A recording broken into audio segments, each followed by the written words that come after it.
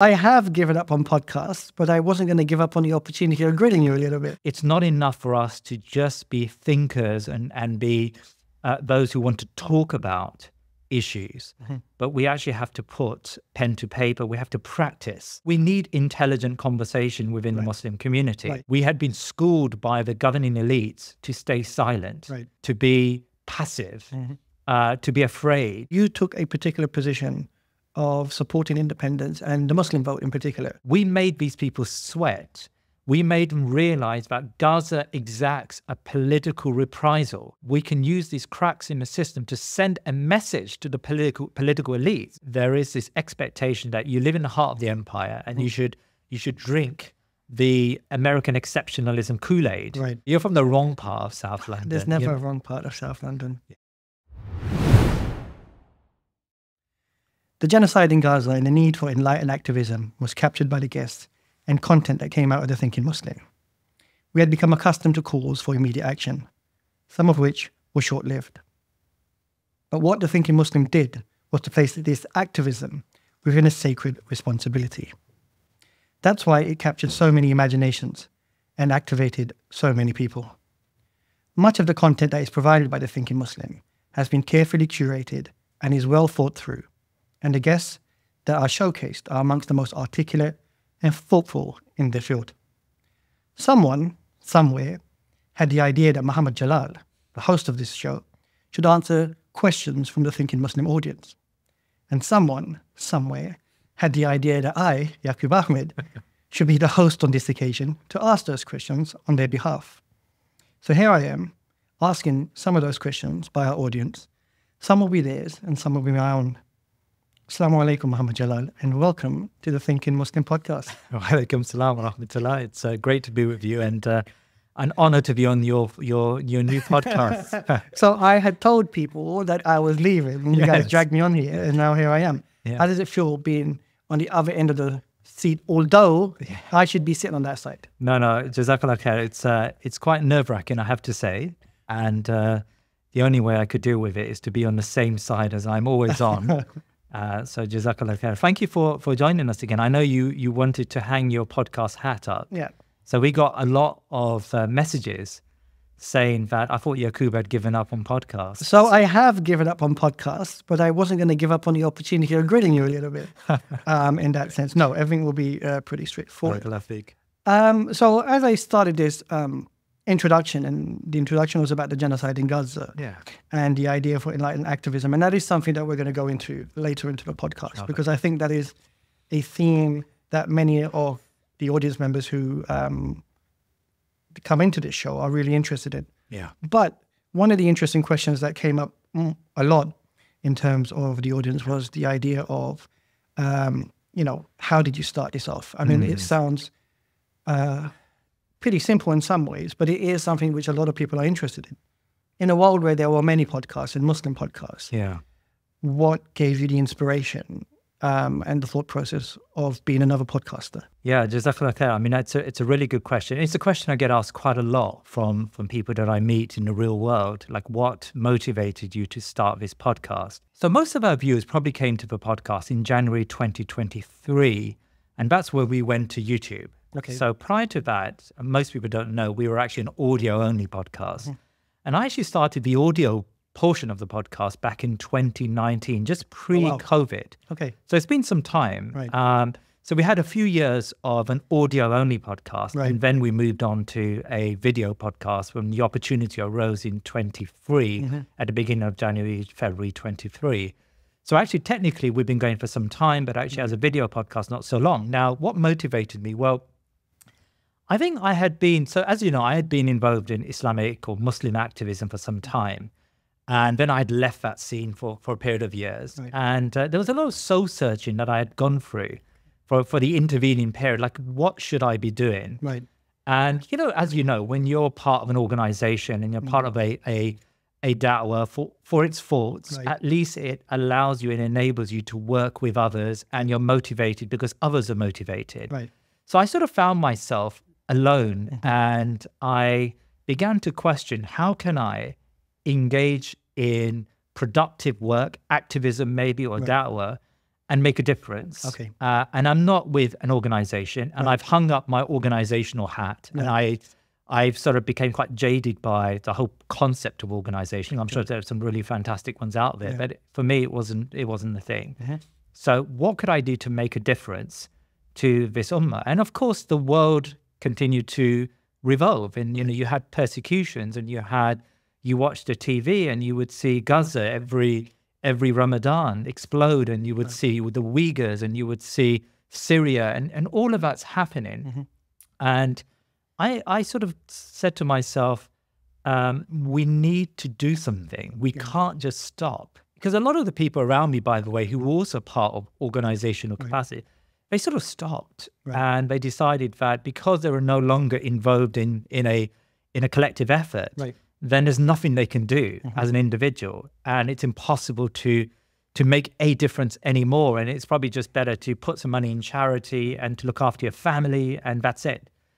And I wasn't ready to do that. And I remember I used to make this dua to Allah subhanahu wa ta'ala after every salah. And it was after I used to read Surah Kahf, and in Surah Kahf there's a word to the effect, there was a dua that was made about, asking Allah subhanahu wa ta'ala to guide you to a better guidance, right?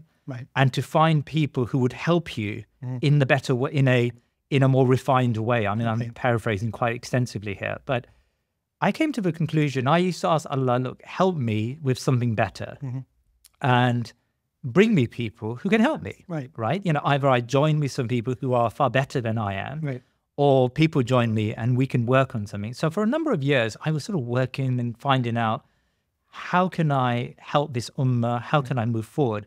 In a way, I have to say, I'm quite like you in some ways, Yakoob, in the sense that I feel that we have a duty towards our ummah. And if we sit down and we decide that our responsibility, we're absolved of our responsibility, then we're doing a disservice to our ummah. So I was grappling around looking for things. I came to the conclusion that I needed to do something. And I concluded that after surveying what was out there, I used to come across in the real world some really interesting people who got a lot of expertise. They've got something to say. They want to move the dial. They want to move things forward. But I didn't really see that reflected on general social media. Alhamdulillah, there's a lot of academic content, but the Thinking Muslim wasn't meant to ever be for academics, or at least it was never meant to be aimed at academics. For the normal person like myself, I just didn't see content which I appreciated and that enriched me and brought me to a newer level or higher level. So in a very sort of summary answer to your question, I decided that let's just start an audio podcast and invite good quality expert guests, and let's get them to talk about their expertise, and not just make it. And I decided, look, I can't just make this a educational experience. We have to make sure we gel together two really important facets that I think every human being needs to have. One is to raise the level of thinking. So there needs to be a conceptual part to this, to raise our level of thinking and to consolidate what I would call an Islamic worldview. And we can probably go into that. But secondly, to develop enlightened activism. It's not enough for us to just be thinkers and be those who want to talk about issues, but we actually have to put pen to paper. We have to practice. We have to move forward. We have to activate ourselves as a community. And often, especially with academics, and I think you can relate to this probably, there's a lot of talking, a lot of thinking, but there isn't enough action. So I decided that we're going to produce a podcast which develops this level of thinking and consolidates a worldview within the Muslim communities around the world, especially within the Muslim Western diaspora. But at the same time, we activate people to do things and to make things happen and to consolidate good quality political and social activism within our communities. So I'm not sure if I've answered your question, actually, Yakoob, but I suppose that's what motivated me, this dua, and then this idea that we have to break out of this, maybe superficialness is too harsh, but superficialness that exists within the online media space. Now, what's interesting is regarding this question, there are an extension of questions that the audience has asked. And one of the ones that I'm interested in initially is in the beginning, the sort of like challenges and struggles that you had. I mean, imagine you're sitting at home and, as you just mentioned, you decided you wanted to do a podcast. Now, you know, you have family, you have friends, you have naysayers. A lot of people want to start off podcasts. Everyone has a mobile phone, but you actually went out and did it. And then in those earlier stages, I'm assuming that the viewers and the viewership was not as high as you expected. And there might have been many people who have felt, this is not working. What are you doing, Jalal? Is this a waste of time? But you continue to pursue it and persevered. Now, I wanted to just understand your motivations and your challenges during that moment. Yeah, it's a very good question. And I'm sort of thinking back to 2019, 2020, and during COVID era as well, we sort of continued the podcast. So what was the genesis? I mean, I started it as an audio podcast, and I used to reach out to guests and to people and say, look, would you like to be on my podcast? And often at the very beginning stages, there were people I knew. There were some very gracious people. I have to give a shout out to, is that even the term, shout out? I have to give a shout out to Dr. Shadi Al-Masri.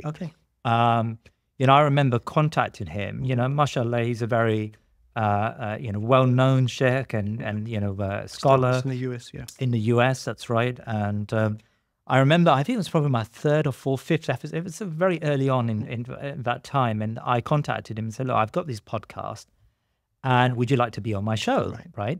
And he responded very graciously and said, of course, you know, I like your logo and I like the way you're doing this. And I think this is a really good effort. And, you know, it motivated me to, you know, that there were people out there that were ready to do, you know, to do things for this podcast or attend the podcast or be guests on it. But there were naysayers. I remember after my first show, I sent it out to all of my friends. And I got a lot of feedback, like, you've missed the wave. The podcast wave is gone. That's sort of 5 years back, right? And there's one particular brother who, mashallah, I respect a lot. But I remember him saying to me that I wouldn't listen to this. Like, so why, like, almost, it's probably not worth continuing with the podcast. So yeah, there were some naysayers, but I just felt that we had something here. There was we need intelligent conversation within the Muslim community. And even if at the time it was just listeners, even if 100 people listened every week, that will be at least 100 people that will be enriched by the expertise and the brilliance that exists within the Muslim community, right? So I just persevered, and we tried to get a podcast out every week, every 2 weeks. And I would contact guests and sometimes just cold call people. And, you know, alhamdulillah, in the Muslim community, there is a lot of goodwill. And so it doesn't take a lot of effort to persuade people to come on your platform. Alhamdulillah, now that the podcast has grown, you know, you can reach out to non-Muslims who probably are a little bit more discerning in terms of what platforms they go on. But, you know, there were, you know, Owaimir Anjum comes to mind. I remember he wrote this fantastic article, you remember it, for Yaqeen. Who Needs a Caliphate. And I remember calling Owaimir or emailing him and you know, Owaimir, you know, I don't know who you don't know me, but would you like to come on my podcast? And he said, yeah, of course, you know, let's do it. And I remember coming back from work, and I was you know, I was late to that podcast. So I had to call him up on WhatsApp and say, you know, wait a minute, can you give me a half an hour? And so we muddled through, but alhamdulillah, it was a really, really fantastic podcast. Now, one of the things that I keep hearing you saying is we.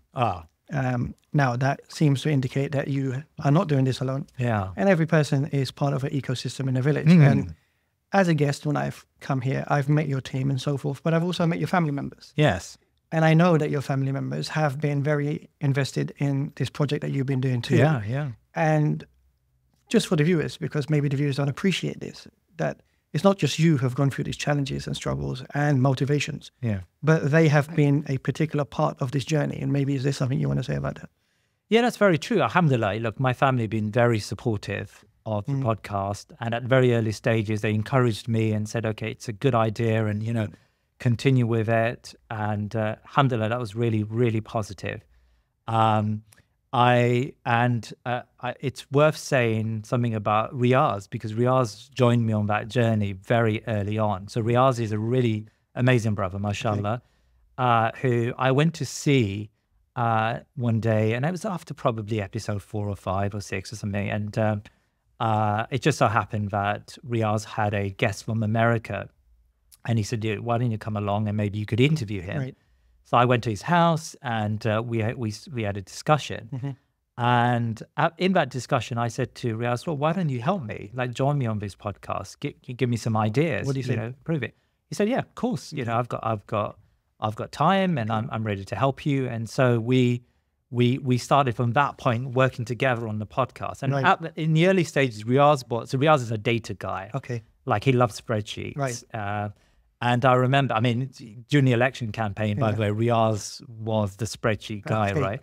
But I remember in those days, he said, like, why don't we send out a survey and just get a feel for what people want and who we're speaking to and dissect the audience. So he added a lot of, like, he added a data flavor. A sense of logistics. Yeah, that's right. And so mashallah, from that point onwards, we just started to work together on the podcast, and he would suggest guests, and we would talk about the ideas of the podcast. Now, there is a we, because of course after that, I remember doing a course at the time. There was something else I was doing separate to the podcast online during COVID, and so a lot of the people who joined the team came out of that course. So Imam Ahaz, Sister Yusra. Right. These are from people from around the world, by the way, who attended the podcast. And these are volunteers, I must say. These are all volunteers. Alhamdulillah, all volunteers. And they attended the course. And I remember saying to them, look, I've got this podcast. Right. You want to help out with the social media? You want to help out with ideas?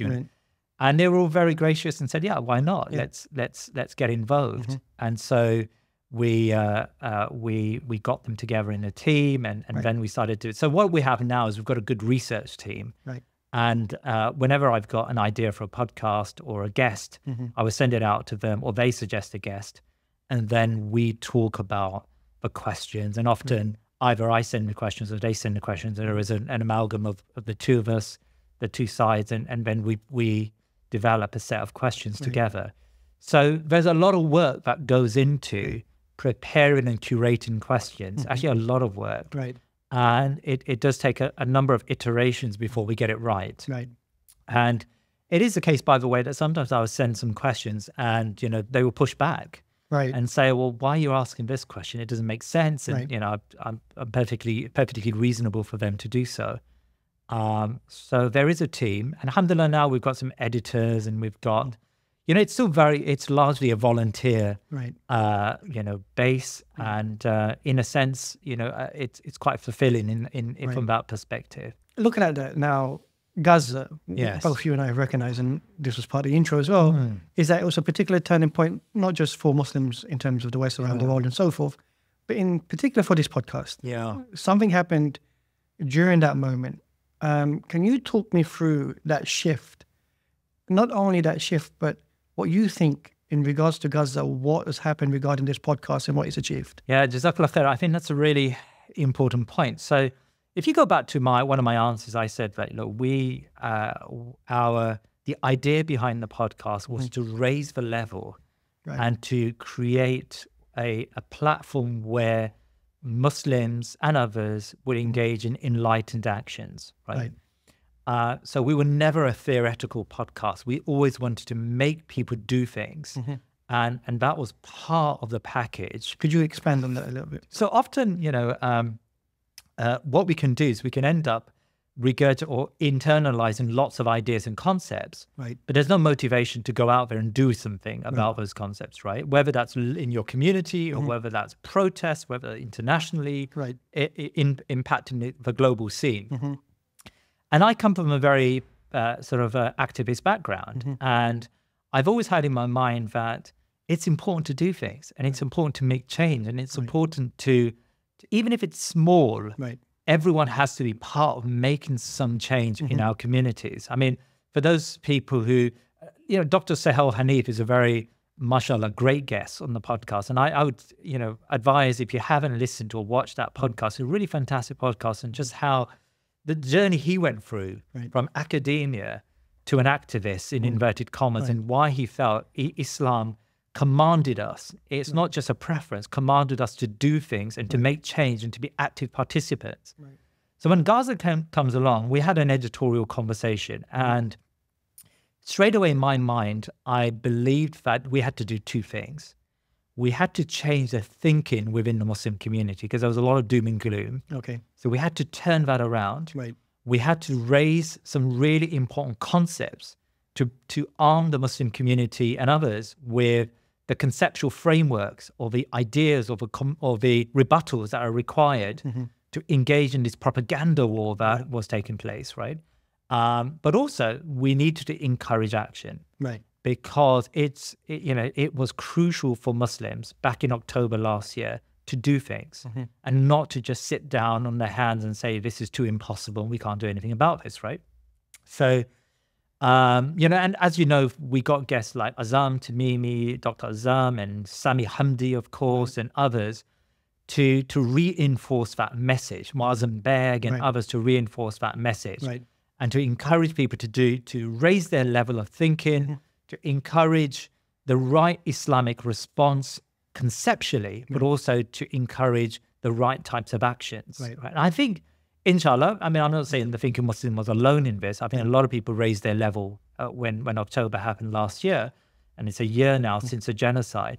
But I just felt that we had to dedicate a lot of time to Gaza because Gaza really mattered. It was important. It was critical to who we are as a Muslim community and to our sense of self. Right. We had to encourage Muslims to move and to not be silent and to not be fearful, because in the West in particular, post 9/11, post Prevent in Britain, we had been schooled by the governing elites to stay silent, to be passive, to be afraid, to be frightened of the political order, to believe that we were inconsequential, to believe that we can't make a change. And I really wished and wanted to turn that around. And I think, we contributed to that. Alhamdulillah, I think we were able to change that worldview, that way of thinking, and also to encourage action. Now, I'm going to talk about the activism in a second in terms of, because we know about in terms of you being more proactive in terms of the elections,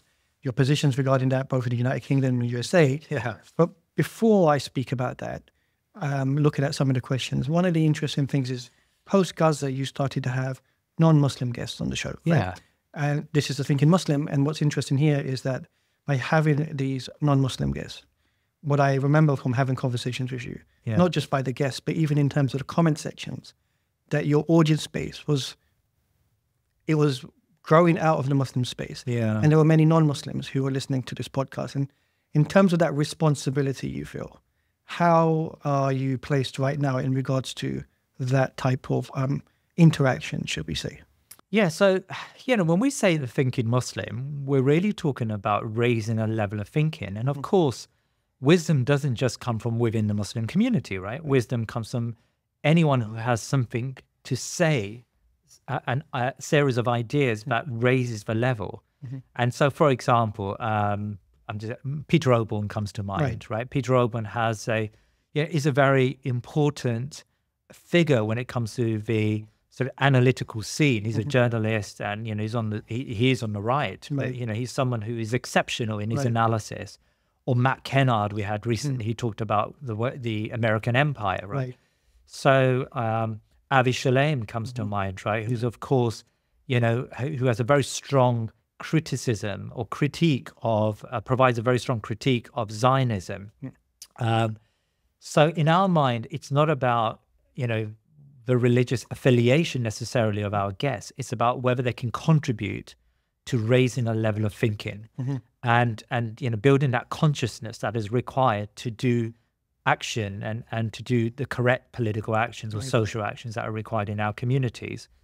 So I'm not sure if I'm answering your question directly, but if the question is, like, did I have any qualms, any reservations in getting non-Muslims on the show? Not at all. And did I think that getting non-Muslims on the show would diversify our audience? Well, not at all. But that did come about. And as you can see from the comments we get in our comment section on YouTube, a lot of non-Muslims. I mean, last week on Sami's show, I read out one such comment from a non-Muslim who sent me an email saying that she had come across the podcast and listens to it religiously and watches it religiously, and it's our only source of information on Islam. Right.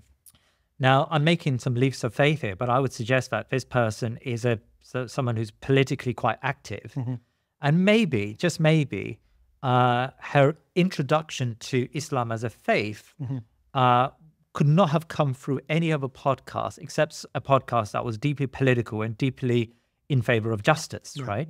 Because, of course, there are some people out there amongst the non-Muslim audience who have very, we call it, they're in line with the Islamic, with the fitrah, but there are some people out there who have got really deep sense of justice, right, and they want to do things. And maybe, just maybe, going to a standard podcast on Islam for them is not what they're looking for. Right. But the way into Islam, or the way into finding out more about Islam, is to listen to guests who are erudite and who are able to express strong political views and yet have a very strong Islamic and Muslim sensitivity about them. So again, I hope I've answered your question, but I suppose there was just no reservation really in getting non-Muslims on the show, and I would do that readily. Now, one of the criticisms on the show is the way that we've just spoken about the guests, but some people feel that there is a particular selection process. Yes, there is. In terms of the way that you're choosing your guests. Yeah. And certain people feel, perhaps, and they voiced that in the various social media platforms, that certain guests are being bypassed deliberately, whether they're on the right, on the left, or they have particular political opinions and so forth.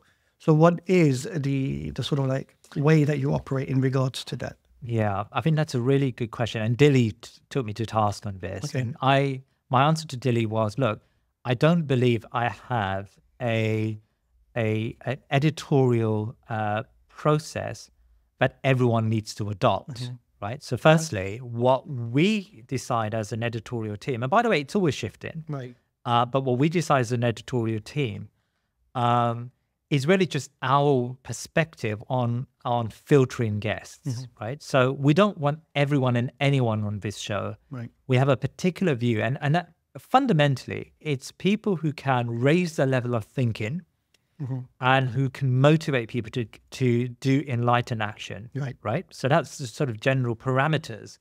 Now, on top of that, we want, as we go along, we want to develop what Owain Anjum would call an ummatic consciousness within the Muslim Ummah, right? And so this way of thinking about the Ummah, which sometimes is missing when we think about ourselves in a very narrow nationalistic way, right? And also from time to time, we want to critique, let's call it modernity, or critique liberalism, or critique isms that are not in line with the Islamic way of thinking. So all of that is part of the mix when it comes to editorial process. But we don't really think about our guests from a sectarian or a madhabi perspective, right? So a schools of thought perspective. Right. That's, for us, that doesn't matter. Does the politics matter? The politics matters a lot. So in the same way, if you ask me, I've got this great guest who's a political analyst who confirms the UAE position on Sudan and believes that the UAE is the most amazing country when it comes to liberating Sudan from nefarious forces, which is, of course, contrary to the reality. Right. I would never have a guest on the show who is so openly in favor of one of the corrupt Arab regimes who are committing war crimes in Yemen and in UAE and in other Muslim countries. And we know about these people, right? I would find it very difficult to have someone like that on the show, because I know that these people are contrary to the ummatic spirit. Right. And they're contrary, they work against what we're trying to do as an editorial team and building sort of the correct Islamic worldview. So now you're going to say, well, what about those people who confirm like a very pro-Iranian perspective on things like Syria, on events like Syria? And my answer, and I know I've got a lot of pushback on social media on this, and my answer is that in the same way I wouldn't endorse someone who's pro-Saudi and believes that Saudi Arabia was a liberator of Yemen. Right. In the same way, I would find it very difficult to have a guest who believes that the Iranian regime, Iranian government, committed no crimes in Syria, in fact, liberated Syria and Assad is an unalloyed success, and we should support Assad as a liberator of the Muslim world, which some of these guys do, right? I just find that repulsive. Now, your critics may make the case that by having these type of people on the show, there is a possibility that you could push back. On the one hand, hear that opinion, but at the same time, put your position across and have a particular form of criticism. Would you not think that that is a possibility going forward? Yeah, I think it's a very good point, and I'm not against that, right? I'm not against pushing back, but my only so here's how I answer that question. If someone's central argument is that it are these deplorable political positions, right, and they make an effort that their basic I don't know, raison d'etre is to endorse these opinions, right, then I would suggest that I would find it very difficult to have a much. Now, if it's someone who doesn't put it as central to their opinion, but it's part of them, they have this opinion, now I would be happy to push back. For example, I didn't know Owen Jones's view on some of this, so I did question Owen Jones when he came on the show. Like, what's your view on Syria? Right. What's your view on Russia? Right. Inshallah, I'm going to actually have someone from the American Green Party when I visit America. Right. I'm going to have someone from the Green Party on the show, and I will push back, and I would say, look, there's a lot of concern within the Muslim community on your position or the position of the Green Party on Russia. Right. I mean, Russia has committed war crimes as far back as Chechnya, but certainly what they're doing in Syria is unacceptable. Okay. Right. But it's in the same way, your position on Assad. So look, I'm not against that, but what I am against is someone whose central position is so pro-Iran, so pro, Saudi or pro-UAE, but they lose all sense of objectivity. Right. Well, I suppose what's my point? My point about Iran is, I'm truly not against. Look, if people know me, they know that I have a lot of respect for Shias who hold very strong political positions and intellectual positions. I'll give you an example. There's one particular scholar who I go and see when I visit Beirut, Sameh Zain.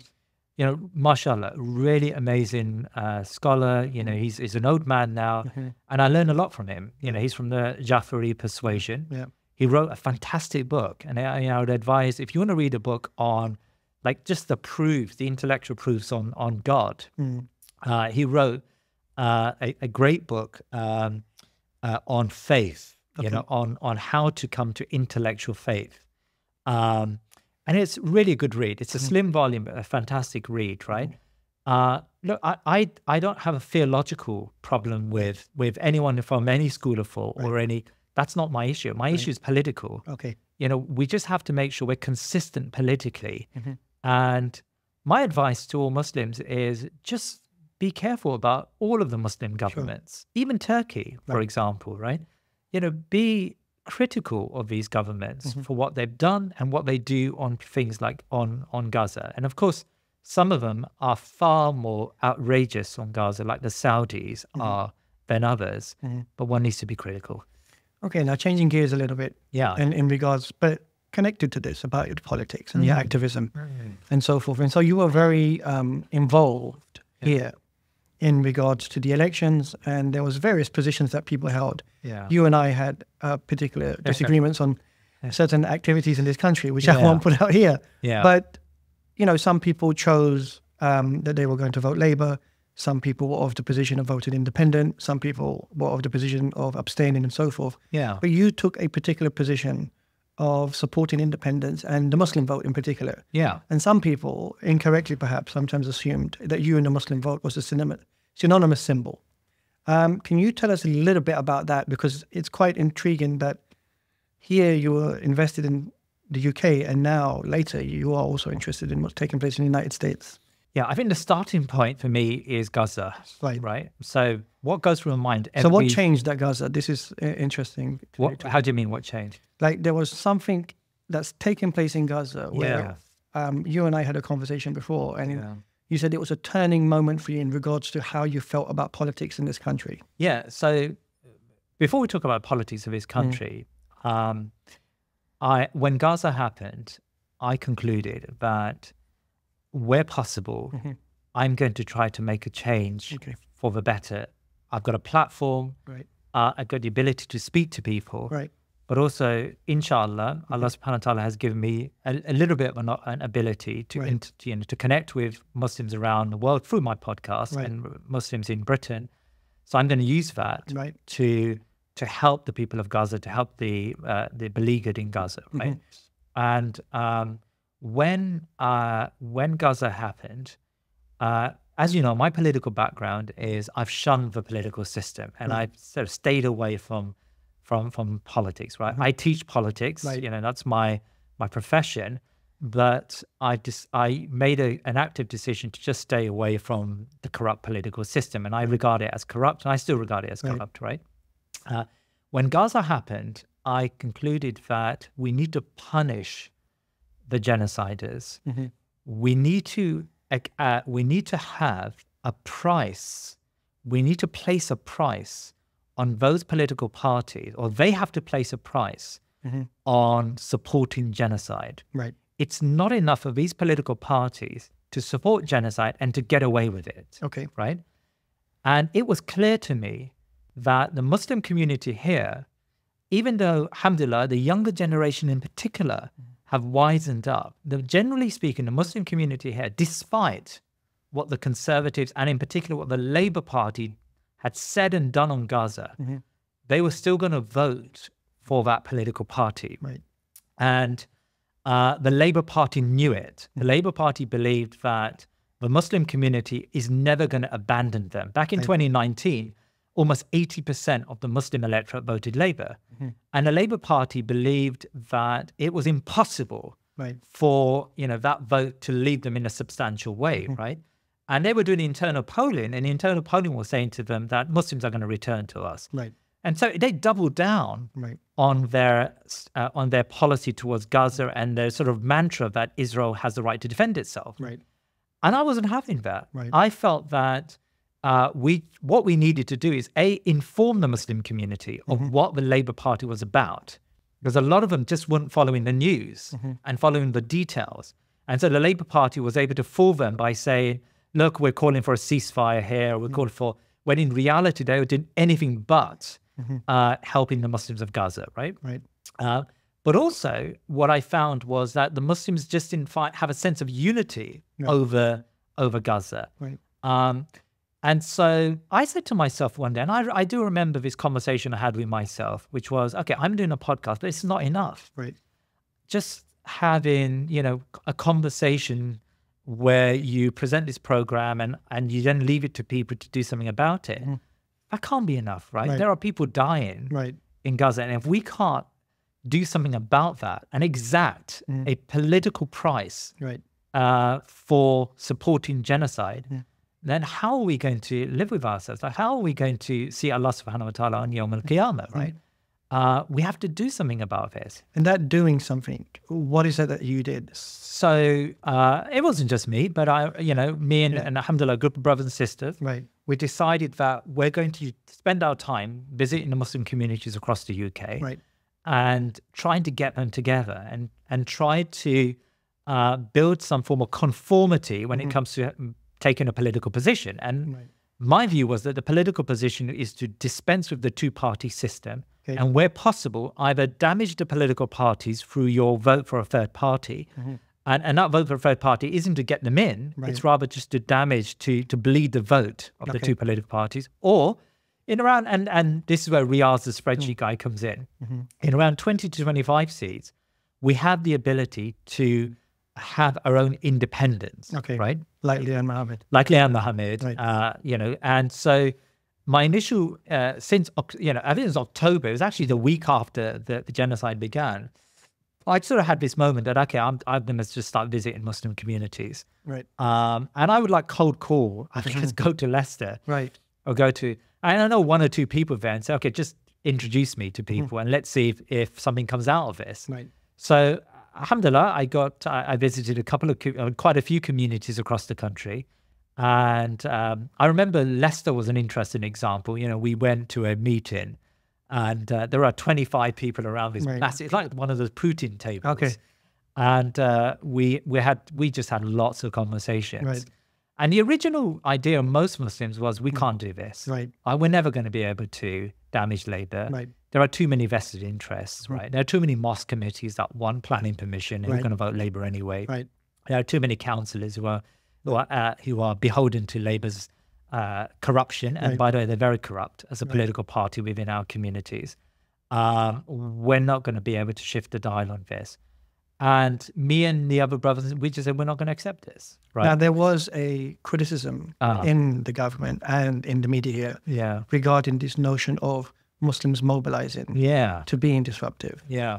How did you see that play out? And what's your opinion on that? You know, we didn't care. Right.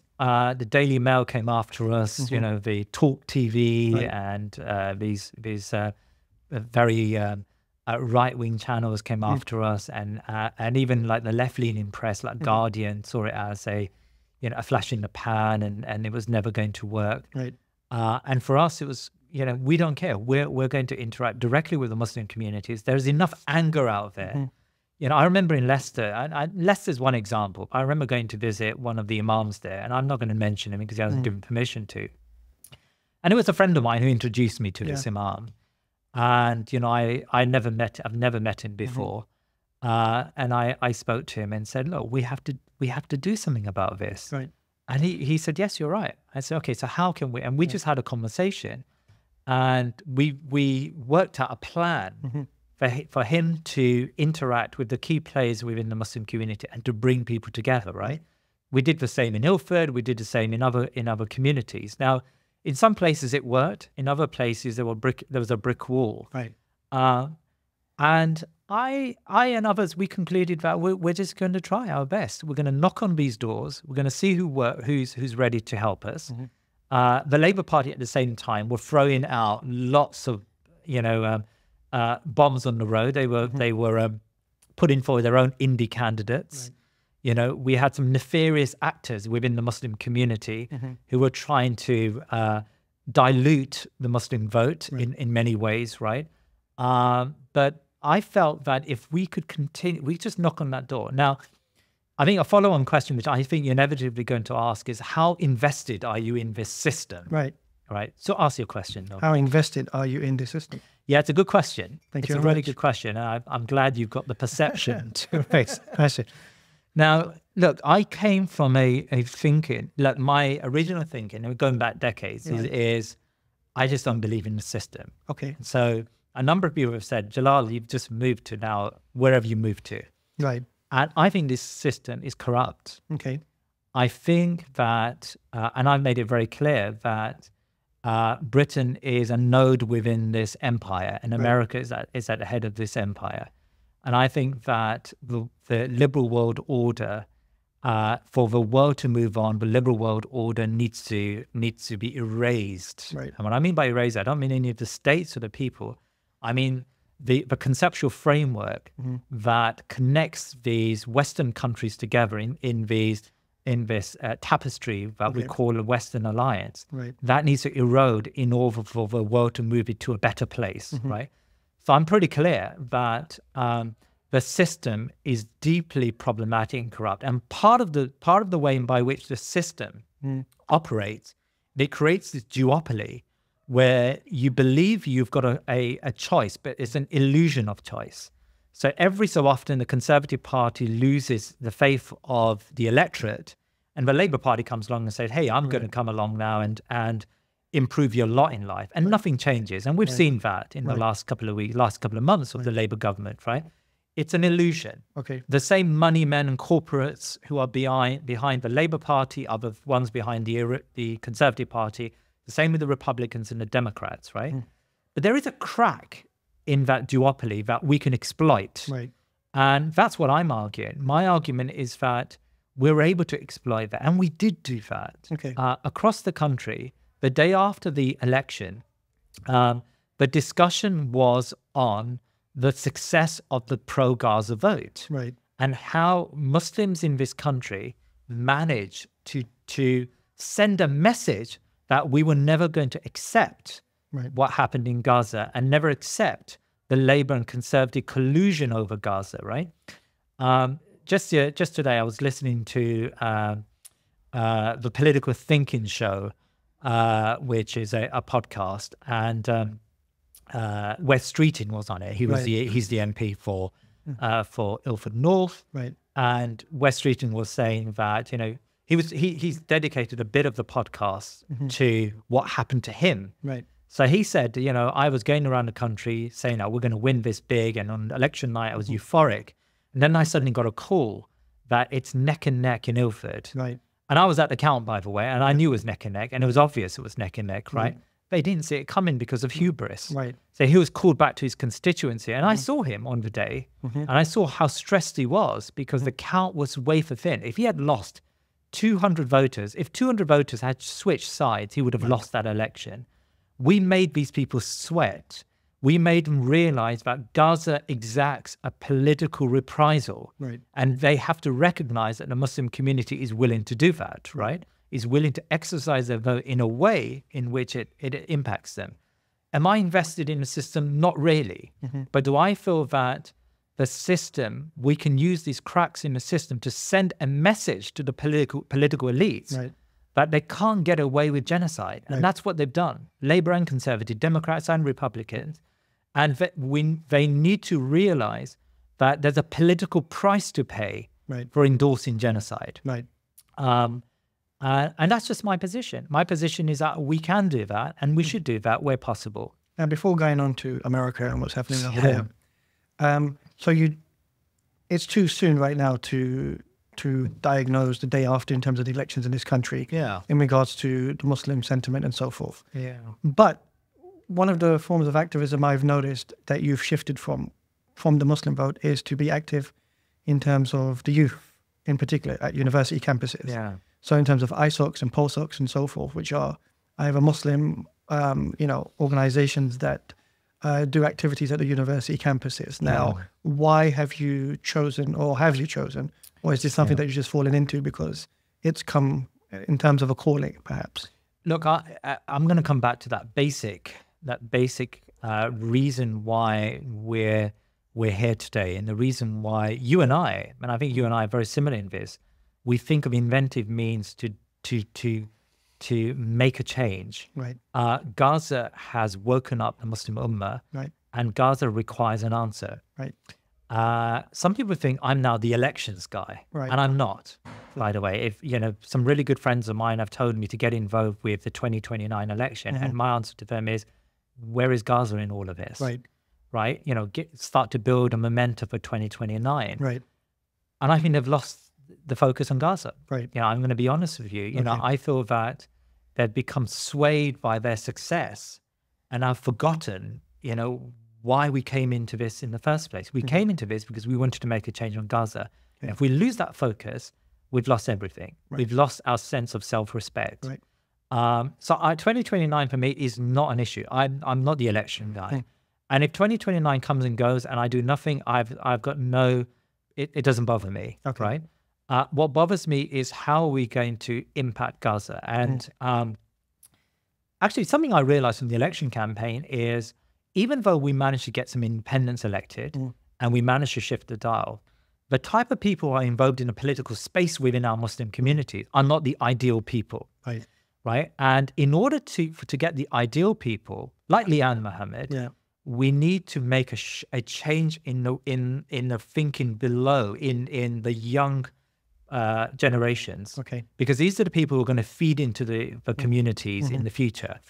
And part of that is to operate, to think about how we're going to build the right type of thinking within younger Muslims, right?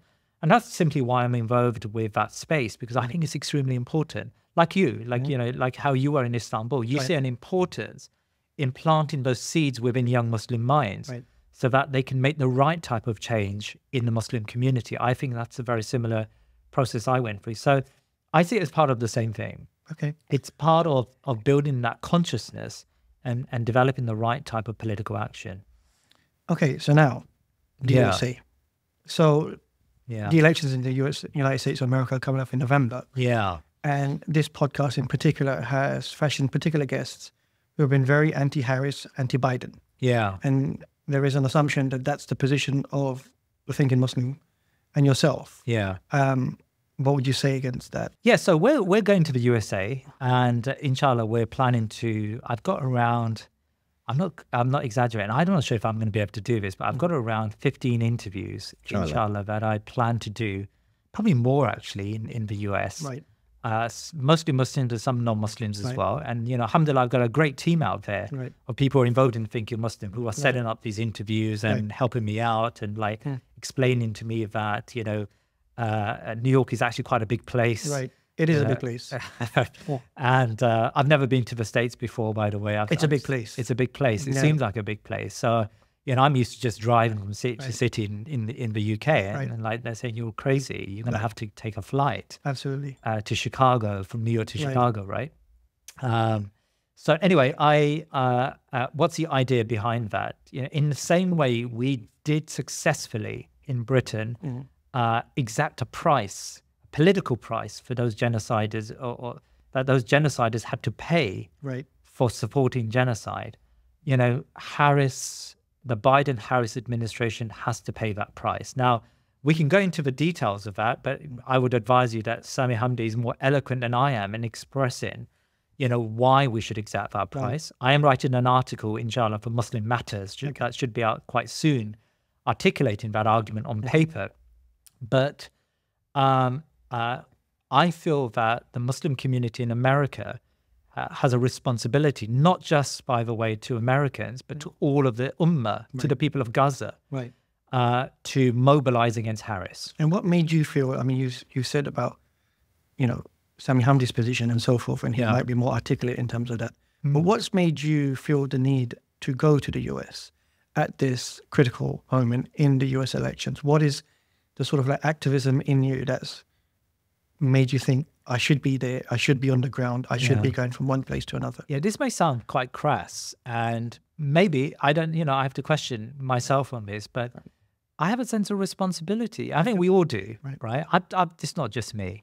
There are plenty of people. There's a guy who rang me up just the other day, who was involved in the election campaign, and he said to me, "Look, I need to do something. We've done this, but what am I doing now? Like, you need to give me a task, right?" And I get plenty of people asking me that question all the time. There is a sense, we all have a sense of responsibility. We all should have a sense of purpose, and we need to be, as best we can. Not everyone has the luxury of just flying to, to wherever, to America, and to be able to do that. Alhamdulillah, I have that ability to do so, right? But we have a responsibility, and I don't really, I've been invited by lots of universities and mosques to give lectures, and I've turned a lot of it down, to be honest, because I'm principally there to hear from activists and thinkers on the ground. But, the few things that I am doing, I've ended up signing up to around 6 or 7 talks, alhamdulillah, and a lot of them are on campus, and a lot of them are on sort of with younger people. And I suppose the idea is that to almost like express to them how we managed to change, to move the dial in Britain, and to express how they should be thinking about political activism there. But what would you say to people who would make the argument that the United States of America, including the Muslims there, are very different than the demographics of the United Kingdom? This country is a lot smaller. The Muslim demographics is a lot different. You've got, it's a lot larger in the US, not just in terms of geography, but in terms of different Muslim denominations and having different opinions, and some being pro-Biden, pro-Harris, some being pro-Trump, some being pro-Fed position, and so forth. Like, to that form of criticism, to saying that, this is a totally different country, nation in the way it does its politics, and it's very different from United Kingdom. How would you address that? I think most Muslims are the same when it comes to conversation, when it comes to engagement, when it comes to intellectual engagement, right? And I feel that we have a responsibility to go through those arguments, to discuss those arguments, to explain to them. I've done some of that on Twitter, and I've done some of that, on Zoom and other places. But I feel that we have a responsibility to articulate the arguments, that they believe will push them in a direction to vote for Harris. look, you and I know, Yakoob, and I know you know this quite strongly. In a way, I get this from you sometimes, right? That we can all make a change. We can all make a difference. Right. We're all responsible for making a difference. Right. And I used to believe, by the way, that you need huge organizations to make a change. Right. I realized, quite a long time ago, actually, that, I was part of organizations that would have 400 people and they could make no change. Right. Like they couldn't do anything. Right. In fact, there was a level of insignificance to them because they got caught up in this bubble, and they started talking to themselves, right? Whereas often an individual can make a lot of change, and can shift the dial and can actually seriously, impact the political consciousness of lots and lots of people, right? Especially in this global media age and this globalization age, you can do that, right? So it's like the guy who makes dua for rain and then doesn't go out with an umbrella. Tawakkul is about the guy who makes dua for rain and then takes his umbrella out because he knows Allah subhanahu wa ta'ala will answer his dua. Right. And so it's not worth me, I think to myself, it's not worth me just saying, Allah, please change the Muslims in America and make them vote the right way and make them act in the right way. But I actually believe that I can change them, inshallah, or at least we can change them, or at least the arguments can shift based on a good quality engagement with them. But it's not just me. Okay, I'm actually putting myself in a disproportionate position. It's about the guests I want to interview. Right. So there are lots of guys. I mean, a good example is Imam Tom Fakhini, who I think is a wonderful scholar and a really thoughtful individual. Right. And it's people like that I want to interview because I think they've got a lot to say. Right. And I often speak to Imam Tom and go away and leave the conversation thinking, okay, mashallah, such a wonderful, I hope he doesn't mind me saying this, but just such a wonderful mind. Right. And his arguments, his debating points, his ability to articulate a way forward for the Muslim community in America has to be heard by a wider audience. And alhamdulillah, we have actually quite a huge audience in America. And just that Sami Hamdi program. Right. By the way, that Sami Hamdi program, I remember saying to Sami before we began, that Sami, we're going to change Muslim opinion through this podcast. And he believes that. Right. Sami believes in tawakkul Allah. He believes that you can make a difference. Right. In fact, a lot of I'll reveal to you now, so we recorded one show. Right. And I was going to go out with that show. And then Sami said, I don't think I did justice to that. I think I need to come back in the studio. And Sister Aafia will attest to this. Right. We brought him back. Oh, wow. And we did a 2-hour show again where he improved his arguments. Right. Because Sami, he's the sort of guy that believes that you've got to do your best to make that change. Alhamdulillah, I learned, there was a question that was asked on Instagram, I think was, what do you learn from your guests? Yeah, that's right. I think what I learned is the absolute resolve of our guests. Right. And the belief that they believe that their words and their activism will make a difference. It's humbling to see, mashallah. And so as an extension of that, because in the United States, putting the elections to aside for a second, your guests, you've just mentioned that you have had an ample amount of guests in the United States. This is the first time you're going over to the US to interview one-on-one guests over there. What is the point of the type of guests you're meeting? What is it that you're hoping to do there? I want them to confirm. I'm going to now be frank about you. I want them to confirm from multiple angles why it's important to vote down the Biden-Harris administration. Right. I want them to make a case in their own different ways. Right. To call for some sense of community unity, so that we punish those people responsible for the death of 240,000, according to the Lancet Journal, 240,000 people in Gaza. Right. Then we need to exact a price for this genocide. And I can't still believe it when there are some Muslims, and we know who they are, who argue that genocide is not a price worth paying, and we still need to vote for Harris. Right. And I think my platform can help do that. And I feel that Sami interview alone has actually changed a lot of views. Okay.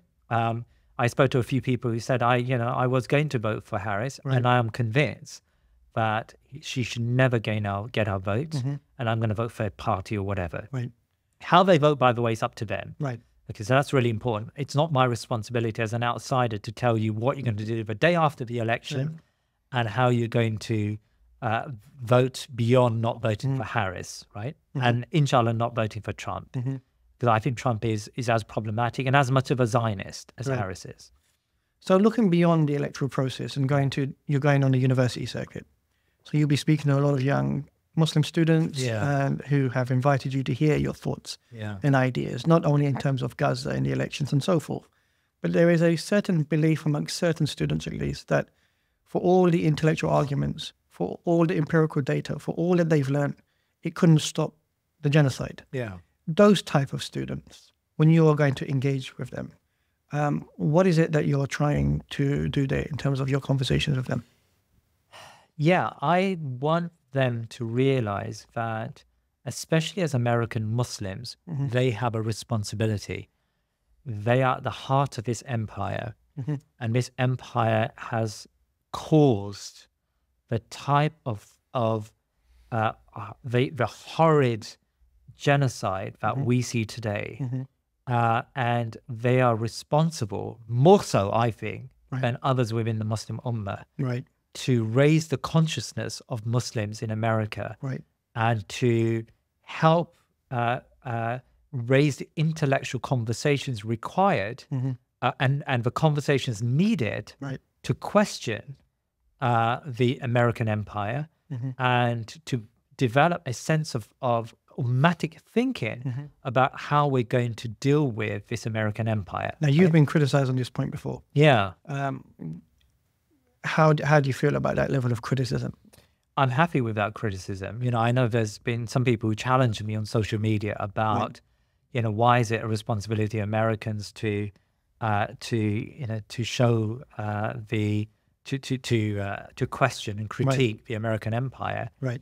And I see that that's a prophetic duty. This empire is an evil empire. It's an empire that has caused nothing but poverty and destruction in the world.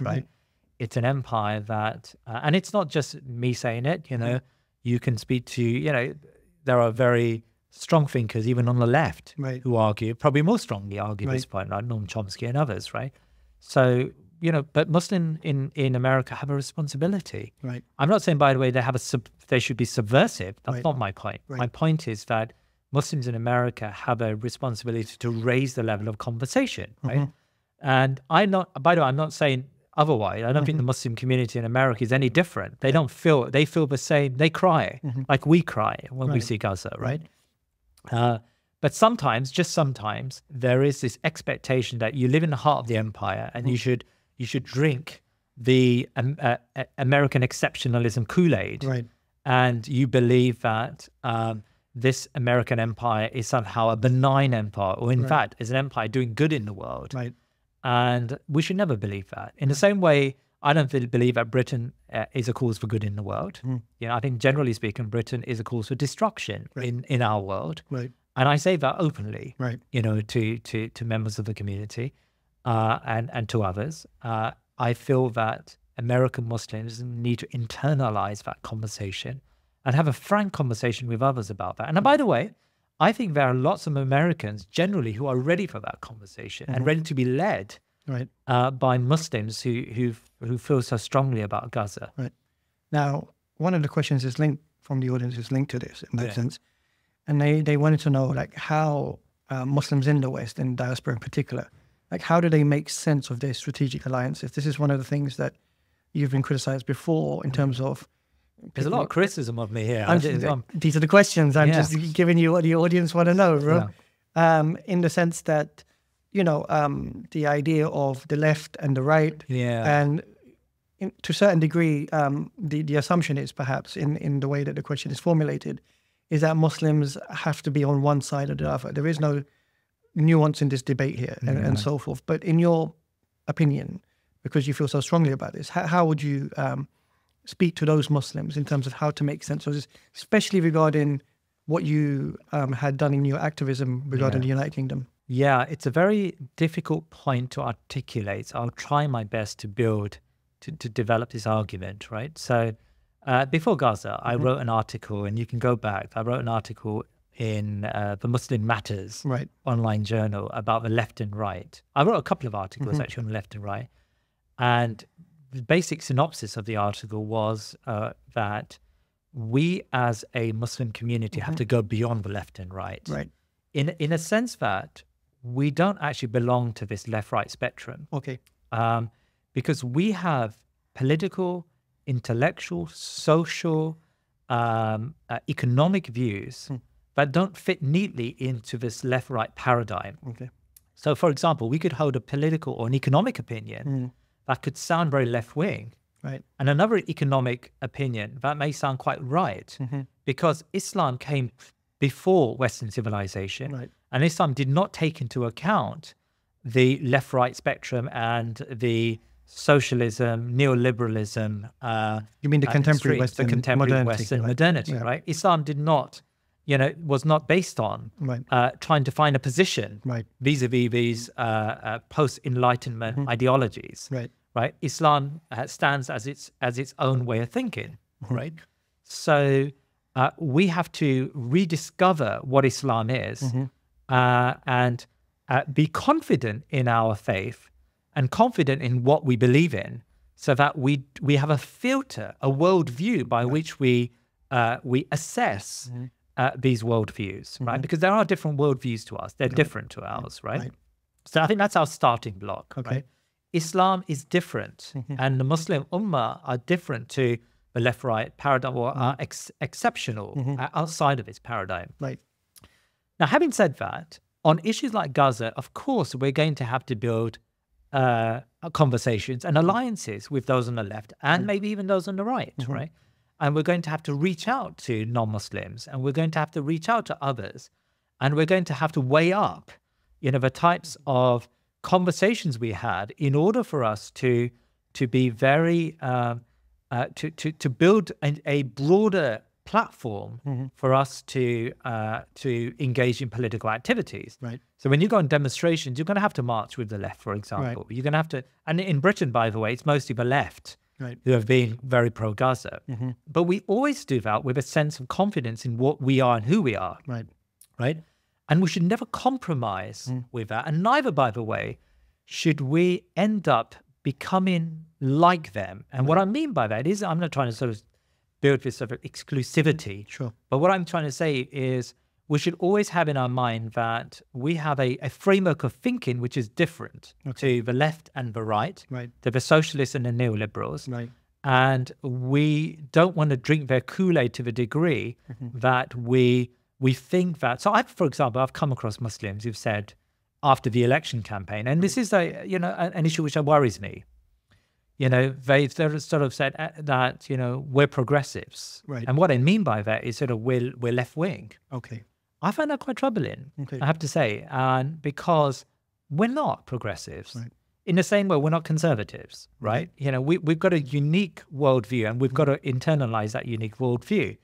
And so my point is that we have to be confident in who we are when we engage with adherents of these ideologies, and we have to present what we believe to be the correct perspectives on these political, social, economic problems that the world faces. Right now, having said that, there are immediate issues that we have to still deal with, and Gaza being one of them. And so you are going to have to, have conversations, and you're going to have to park some things and say, okay, for the sake of unity at this stage, let's not worry about this stuff. Let's think about the immediate mobilization that's required. And I'm all for that, by the way. I don't have a problem with doing that. And I think it's important to do that. And by the way, in the election campaigns, I worked with a number of people who may call themselves left-wingers in order to make those campaigns successful. There's one such lady I worked with, Josie. I mean, I think, she was brilliant. Really brilliant, in just the way that she respectfully engaged with the Muslim community, but at the same time was able to bring a sense of expertise that she had learned from her conversations and her dealing with the left movement that she brought into the campaigns that we worked on. I deeply respected her and what she did for, for our campaigns, right? And so, I don't see that as a contradiction. Neither do I see that as a problem for us. But at the same time, we just have to be confident in who we are and what we stand for. And we should be very careful about, especially young people, internalizing these ideologies to the degree that the political activism becomes like a gateway into embracing a worldview which sometimes contradicts the Islamic worldview, whether, by the way, it's left-wing or right-wing. Okay. Now, what you're proposing, to some degree... Did that make sense, by the way? So this is why I'm putting this question forward here, which is that for the audience who are listening, especially young people, this might sound quite complicated, quite... to some degree, all of these ideas and ideologies and so forth are heavily interconnected and integrated with people's everyday lives. So when you're trying to present the idea that there is an alternative worldview regarding Islam, here, what types of mechanisms could you posit in regards to your activism outside of the podcast space that can give some clarity here? I mean, and I'll be honest, I'm not expecting clarity on a podcast format. It's okay that in this conversation, things might sound a little convoluted, but how would you do that? Yeah, that's good. I used to do a course before I got involved in the elections. And I used to do a course that explained the isms, socialism, capitalism, neoliberalism, and explained it and contextualized it in relation to Islam. I know that a few people do that. And alhamdulillah, actually a lot of the team members of the Muslim came through that course, funnily enough. And it was quite, alhamdulillah, it was, well attended and there was an appetite for it within the Muslim community. In fact, I was speaking to a group the other day and they want to revitalize that course because I think it's important to have that. And actually on the podcast, we have people like Hassan Spiker who does a lot of that critiquing, and others who posit a very strong critique of some of these isms and where we are. Have you noticed a difference pre-Gaza and post-Gaza? Yeah, not maybe pre-post and post. I've noticed that Muslim community has wisened up quite strongly. I was with a group of young people the other day, and they were actually telling me this. They were saying that we're working on university campuses, but we know how important it is to make sure that, as well as our activism, we develop let's loosely call the Islamic worldview, so people have a filter when they interact with these isms. And I found that really great to see amongst young people because they were acknowledging the need for education and the need for a process of ideational change and clarification on some of these issues. I just want to say something about the left, which is a criticism.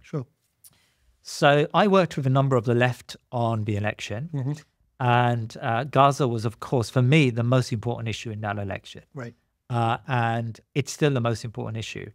I've noticed with some people on the left that they moved beyond Gaza. And I find that... Can you expand on that? Yeah, so I find that quite troubling. What I mean by that is, there was a conference that took place which I was invited to, where they want to now talk about the 2029 election. Gaza did not feature at all in that conversation. And there are people who are coming together and coalescing and saying, let's build the left movement. We've now got this coalition of Muslim community. Let's think about elections in the future. And Gaza has just suddenly become, if it's an issue, it's way down on the list. Do you think because there's a sense of fatigue after 1 year, or they simply don't care? I don't think they don't care. I mean, that's too cruel. I just feel that they see Gaza as one of many issues, and I find that problematic, For me, Gaza is the issue.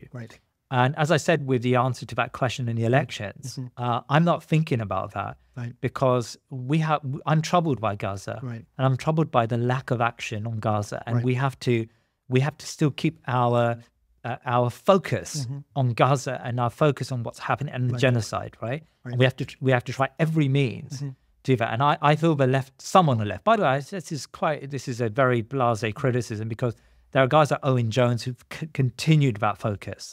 And that's, I'm deeply respectful of people like that. And Matt Kennard and others who've continued that focus. But there are others on the left, even Muslims, by the way, who engage with the left, who lost that focus.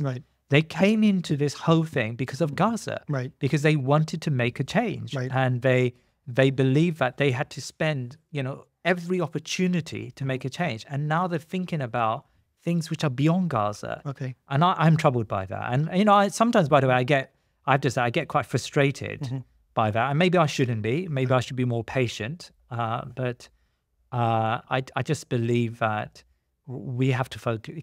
Gaza hasn't ended. Right. You mentioned earlier about the notion of unity, and it is one of the questions that was put here. Yeah. This idea of, how would you conceptualize or formulate what this unity is? Yeah. A lot of people feel that the idea of mentioning unity is a rhetorical device, but no real concrete explanations of what this unity may look like. Yeah. And so there's continued contestations in that sense. Look, if you mean by Muslim unity, I think I've answered that question in a way already. Right. I think that Muslims should work together as far as possible. And we need to build a broad alliance of Muslims, regardless of schools of thought and sectarian ability. And, there are some unfortunate people who say that, just because I criticize Iran or Saudi Arabia, that somehow I'm being sectarian. Right. Far from it, right? As I said to you before, we have to look at the bigger picture. But that doesn't mean that we should allow Saudi Arabia to get away with it or allow Iran to get away with what it did in Syria. Right. We have to question that. Right. The Iranian militias are still killing people in Syria today. Right. And are we just going to whitewash that because there's some good, by the way, there is some good being done in Lebanon by those militias. As I sent out a message saying that when they direct their attention on the real enemy, I will make dua for them and I will support them, regardless of sectarian background, because that's the correct position to have, I believe. But when they direct their guns at fellow Muslims for a cheap price, like in Yemen, like in Syria, like in Sudan. What's going on in Sudan is atrocious. Right. And we have to call that out. Now, in terms of Gaza, and we've spoken a lot about Gaza in terms of it being a motivational factor, but post-Gaza politics, what do you see post-Gaza? There is going to have to come a time where we recognize that, there's going to be a moment where, inshallah, things will be very different. Yeah. In that sense, at the moment, we've talked about the immediate forms of politics and activism in terms of how we show now. But in regards to momentum, perhaps, and the sort of like thought processes you're talking about, like teaching about isms and so forth, this requires something that goes beyond this. Yeah. So what are you looking beyond that? Because there seems to be a roadblock in people's mindset. Yeah. No, I accept that. And I accept that we do need to think more longer term. Right. And maybe, just maybe, we don't have the luxury to do that at this stage because of the immediacy of dealing with the genocide in Gaza and the need to engage in political actions and a need to engage in raising a level of thinking. Right. The team and I have had a conversation about, if you're asking like where does a podcast evolve maybe, and how do we increase our breadth and yet keep our focus on those two aspects, raising the level of thinking and activism. There are some ideas that we have in mind to increase the ecosystem. I mean, you and I talk about this, and it's a word you use, the ecosystem on the podcast, and to broaden it, and to make sure that, and to incorporate more ways to engage, let's say, with the wider community online and outside as well. So, inshallah, once we have the luxury of time, we are thinking to do that. Yeah. So coming back to the podcast, and in terms of your guests, today you and I have spoken a lot more about politics than anything else, but in reality, you have many different types of guests, including myself, like a historian, for example, that you've had on the show. What type of guests regarding Islam are you interested in having going forward? Yeah, we want a rich tapestry of guests that exhibit some of the the best qualities of Islamic thought, right? And actually, we even punctuating the Gaza atrocious genocidal year, we've had guests on the podcast that have elaborated on some of the Islamic themes that we set out to express and explain to the Muslim Ummah, right? So we want that those conversations to continue, and maybe, inshallah, we will continue with those conversations. As I said, the bias and the focus is on Gaza, And by the way, you know, initially when I did this, there were some naysayers who said, you're doing too much, you're focusing too much on Gaza. Right. And you may lose, you know, your audience, you may lose your focus. And have you lost your audience? No, if anything, you know, alhamdulillah, and, you know, Allah subhanahu wa ta'ala gives barakah, and Allah subhanahu wa ta'ala is the one that that gives these results, right? But we have increased our viewership because I think we were able to express and direct the thinking that Muslims required at the time and still require through our guests and through our interactions with our guests. So no, I don't think we have. And I think people want to hear it. And everyone, when I speak to people, I mean, you know, I'm not as popular as you are. You know, when you meet people on the street, they recognize you straight away as the historian. Same face everywhere. You know, I saw you the other day. We were at a cafe where some guy came in and bypassed me, alhamdulillah, and said, oh, you're, you know, I actually didn't say that, but he gave you salam. Yeah, that's right. And you can tell he knew you as the historian, right? The Ottoman historian. I think it's just a long beard. Maybe, and maybe I just look like every other Gujarati there is out there. My point is that when I do occasionally speak to people who notice me and say, you know, they say that you've changed our perspective on Gaza, not me, the guests, you've changed our perspective. You've given us something. You've helped us. You've conceptualized things. You've given us a framework. All of those words come out when we talk about, when I meet with people in the real world. So I think we're doing something, inshallah. I think it's a little drop, I feel. You know, there are other fantastic and far more well-funded and far more bigger operations out there.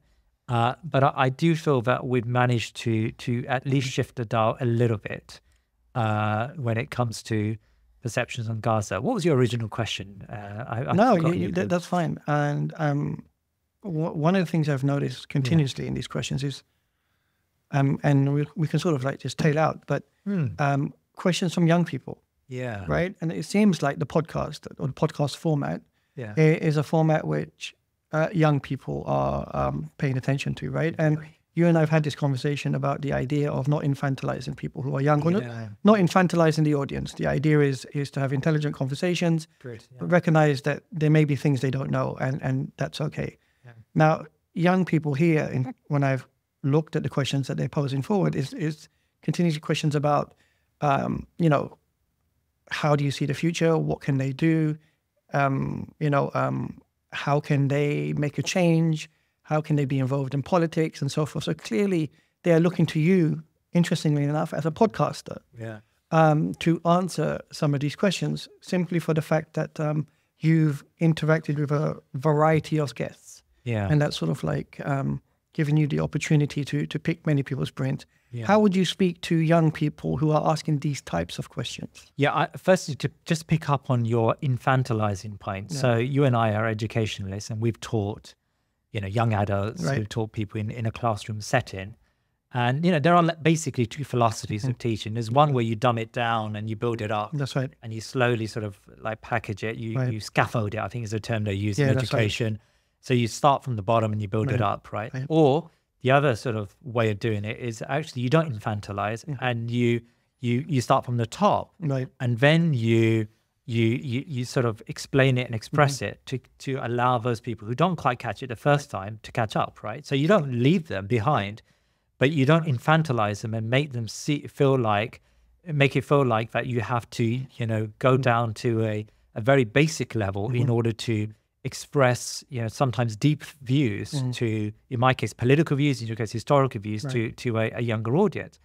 And I think most young people appreciate that. And sometimes people believe that you've got to dumb it down, you know, and you see that on social media, right? There are people who communicate with young people, young Muslims, and they feel they've got to dumb down the message to such a degree that the message just becomes diluted and doesn't mean much. I don't buy that. And I think most people want to hear good quality conversations. And even if they don't catch it the first time, they want to be able to, they want to be able to learn about the issues and to research those issues so that they do understand it. And I notice that from the comments, you know, especially non-Muslims or younger people, they may not understand it the first time round, but they do believe that the that there is a need to research further and a need to catch up, right? So I like I think it's really important. You know, as you know, you teach to the top, right, and then you build a framework where you help those people to catch up, right. And we do that. And you know, I'm not. By the way, I don't believe that. You had a question earlier on, like, you know, is this an academic podcast? Right. I don't think it's an academic podcast at all. I feel that for most of my guests, especially the academics who come on the guests, like illustrious guests like yourself. Thank you very much. It's okay. I feel that I always say to you in advance, okay, we don't want to hear this sort of academic speak. We just want to, and you don't speak in academic speak, right? You know, I have been criticized, by the way, for not speaking in academic speak. Yes, you have. You have, and that's because you're from South London. I am from South London. You know, I try very hard to hide that South London accent. But you're from the wrong part of South London. There's never a wrong part of South London. Yeah. so you know, I mean, you're from the Chicken Cottage part of South London. Yeah, that's the best part of South London. It is the best part. Many a political conversation has been had in that two-tin. Absolutely. Chicken Cottage. I hear it's gone downhill. I don't know. I haven't been for a long time. I've been out of the country. Okay, fair, inshallah. So, what's my point is to say that we've got to make sure that we speak to. There's a hadith about this, right, which I forget, but we've got to speak to the normal person, right? And the normal person doesn't want to dumb down, but at the same time, we don't want to jargonize. We want to have jargon, right, and fill lots of conversations with lots. I mean, Jonathan Brown, he once sent out a tweet, which I appreciated by liking it and retweeting it. That's how much I appreciated it. He said something like, you know, I read academic journalism. Why can't just people speak in a normal way? Right. And sometimes you could probably make that article into a quarter its size, and it would be enough to express the opinions in that article. Right. And I totally agree. Like I in the political space, you sometimes will read an international relations article, and it would just be outrageously long, and you don't need that, right? Because they're obviously working to a word count, but you know, you often, and there are some analysts like who write. Robert Kagan comes to mind, who writes very slim volumes, and the volumes are actually quite sensible, and they're very well thought through, and the articles are written very well. So what sort of books would you recommend then in terms of? Yeah, I mentioned Robert Kagan there, and I have to say now, because I'm going to get a lot of comments. Robert Kagan was this neocon who was the brains, one of the brains, together with Crystal, behind the Iraq wars. I'm not saying he's a good guy. Right. I'm just saying he's a good writer, and actually speaks a lot of sense when it comes to American politics and American international relations. Right. So Robert Kagan's a good writer, by the way. I would follow what he has to say. Right. Because he is quite honest about the failings of America. Right. John Mersheimer, I think, is a very erudite writer, and it's worthwhile following Mersheimer's perspective. I mean, his original book on the tragedy of great power politics is a fantastic read, because he challenged the liberal consensus at the time that somehow we had moved beyond geopolitics, and we're now at a stage in the world where war is at an end. The Fukuyama perspective, the ridiculous Fukuyama perspective, right? So he challenged it, and he was ridiculed for that at the time. But The Tragedies is now a book that was very prescient because of the way it expressed, the nature of the world. He's a realist, and he comes from a realist position. So I would say Mersheimer is probably a good read. I mean, there's a lot of political reads, I have to say, but I would say that's good. I mean, the discussion we had actually about history. Tamim Ansari, his book on, which is on the shelf behind you, Destiny Disrupted. That's right. My father gave me that book to read. He bought me 2 copies, by the way, to read. And it's a really good read, mashallah. And, I gave it to my son to read when he was younger, and he read it from cover to cover. And we were having a conversation about how, because it's readable for the ordinary reader. And again, you would be able to tell me whether the content is up to scratch. But I'm just saying, as a book, a good quality history book that's readable. And we're talking about, having a book on Ottoman history where we do the same. Yeah, sure. So I don't know, just off the top of my head, I would say they're really, really good reads. Okay, I have one last question, but before that, there was a question on Sister Aafia Siqqiqui in terms of her case. And if you have any information about that, because you've had her lawyer on the show. Yeah, so I've been in conversation with Clive from time to time, Clive Stafford Smith, who's a fantastic guy, really, and he's worked tirelessly to help our sister Aafia. and he goes to visit her, and it's a thankless task, by the way, you know, because until he came on the scene, Sister Aafia was left to rot almost in the prison in Texas. And, you know, we've had 2 shows with him. So the current conversation is about maybe trying to solicit a pardon. As you know, inshallah, it's within the gift, inshallah, within the gift of the American president. Usually it's done on their way out in the lame duck weeks. They pardon a number of people. And so he's trying to build momentum for a pardon for Sister Aafia. I mean, it's a uphill struggle. But again, it's something that American Muslims could help with and to build some momentum for, because very, very potentially, you know, who knows, you know, there could be a pardon there in the offing, because there's just no need now for this lady who's been traumatized by so much evil for her to be in prison still. So I think that's where they are. And you know, there's a lot of Aafia movements out there, but it's worth following them. And the final. Oh, it's worth saying, by the way, we started a letter writing process initiative where we asked our viewers to continue to write letters to Aafia. Great. And I spoke to Clive recently, and he said that it's probably worth giving that another push. Yes. Because those letters make a lot of difference. Yeah, absolutely. You know, after our show, alhamdulillah, you know, she had hundreds of letters, and he just printed it out. And by the way, previously, any letter was filtered, and sometimes mostly didn't get through to her. But he's got lawyer's prerogative to put it in his suitcase and for it not to be read, so he can actually hand these letters to her without being filtered. I think it's really important. And his messages don't write like a few lines. Write her long letters. Just write about what's going on. Write about the world. Write about Palestine. Write about Sister Aafia and how she's a person that has motivated us all. See, I didn't know that, so I'm going to write a letter. Please do. Yeah, absolutely. And this is the final question. Okay. Looking at this journey of the podcast in terms of the short amount of time that it's sort of like just moved along to where we are right now today, in that sense, how do you envisage this format, or the Thinking Muslim, as a family, both the viewers, the team here, and yourself, in regards to going forward? Well, what is it that you hope? Yeah, inshallah, we're talking about this as a team. Like, how do we move forward? I mean, one immediate thing we're working on is a youth podcast. And again, that infantilizing point you raised, I think it chimes here, because we believe there is a need for a podcast for young people, which doesn't dumb down, and doesn't talk about marriage all the time. It doesn't talk about, I don't know, gender wars as happens on social media, but actually talks about the important things in the world, but does it in a way in which you get younger people debating and conversing on these really important matters. So there's a youth podcast, inshallah, that's in the offing. You and I have talked about having broadening the podcast to other countries. I know we've got this Istanbul podcast base, but I'm going to be making more trips to different countries. I'm going to the USA, for example, but there are other places that we hope to go and to meet scholars and thinkers within the Muslim Ummah. But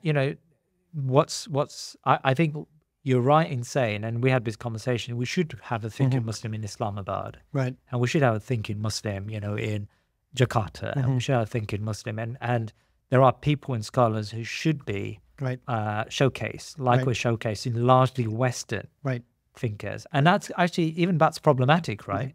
Because in a sense, we're purveying this lie, and it is a lie, that somehow the intellectual future of the Muslim Ummah comes from the West. And there are some amazing scholars in the Muslim Ummah who belong to the Muslim countries. In Turkey, we know that, right? And beyond, who really should be showcased to the Muslim Ummah. And we can learn as Westerners from them. Absolutely. How did it feel being on the other side? Yeah, I thought it would be more nerve-wracking. And I drank a lot of water just because, it's a way of settling my nerves. But you've been a very, very good. In fact, you've upstaged me, I think, in many ways. And the comments are now going to say, I doubt it. That Yakoob should Please replace don't call me you. back. In that sense. But Muhammad Jalal, for the Thinking Muslim team and everyone here, may Allah Ta'ala give you tawfiq and barakah. And thank you very much for being a wonderful guest. And assalamu alaikum wa rahmatullah. Wa alaikum salam.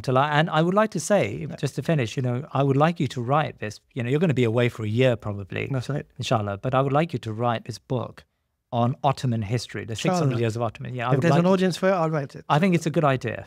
Inshallah. Let's I would like the people in the comments. I know you never read the comment section, but I will screenshot it and send it to you. Please don't. I would like people to express the need for that, because I think it's a really important book, inshallah. Jazakallah khair. Thank you very much. Assalamu alaikum.